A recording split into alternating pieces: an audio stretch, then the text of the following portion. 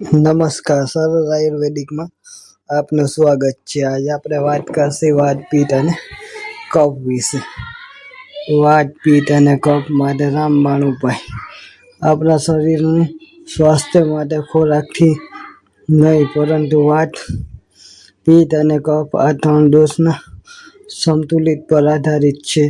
જો આ ત્રણમાં અસંતુલિત ન થાય તો શરીરમાં નાની મોટી તકલીફો શરૂ થાય છે। ચાલો સમજીએ ત્રણેય દોષ શું કરે છે। વાત દોષ શરીરમાં ગતિ, નર્વસ સિસ્ટમ અને ઉર્જા નિયંત્રણ કરે છે। વધે તો સાંધાનો દુખાવો, ગેસ, ચિંતા। પિત્ત દોષ પાચન અને શરીરની ગરમી સંભાળે છે। વધે તો એસિડિટી, ગુસ્સો, ત્વચાની સમસ્યા। કફ દોષ શરીરની મજબૂતી અને સ્થિરતા આપે છે। વધે તો વજન વધવું, કફ, આળસ। હવે જાણો રામબાણ ઉપાય। નંબર 1, તીફરા।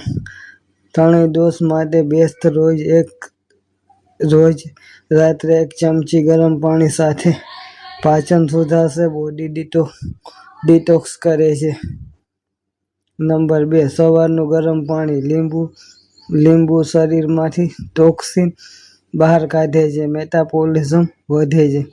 નંબર 3, આદુ, તુલસી અને મધ। કફ ઘટાડશે, ઇમ્યુનિટી વધારે, પાચનને મજબૂત બનાવે છે।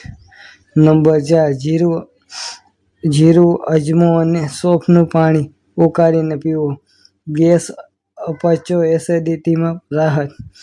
નંબર 5, દૈનિક યોગ અને પ્રાણાયામ। અનુલોમ વિલોમ, કપાસભાતી શરીર અને મન બંને બેલેન્સ થશે। નંબર 6, આહાર પર ખાસ ધ્યાન। તળેલું, મસાલેદાર ફાસ્ટ ફૂડ ટાળો, હળવો, ઘરેલું અને તાજો ખોરાક જ લેવો। નંબર 7, સમયસર ઊંઘ અને નિયમિતતા। મોડું સૂવું દોષ બગડે, સમયસર ઊંઘ લો, હોર્મોન બેલેન્સ। ખાસ ટીપ, ભૂખ લાગે ત્યારે જ ખાવું, વધારે પાણી પીવું, સ્ટ્રેસ ઓછો રાખવો। યાદ રાખો, આ ઉપાય એક દિવસમાં જાદુ નહીં કરે, પણ નિયમિત રીતે કરશો તો શરીર અંદરથી સંપૂર્ણ બેલેન્સ થઈ જશે। સાચું સ્વાસ્થ્ય દોષનું સંતુલન। કોમેન્ટમાં કહેજો તમારો કયો દોષ વધારે લાગે છે। દરરોજ કંઈક નવું જાણવા માટે સરળ આયુર્વેદિકને ફોલો કરજો।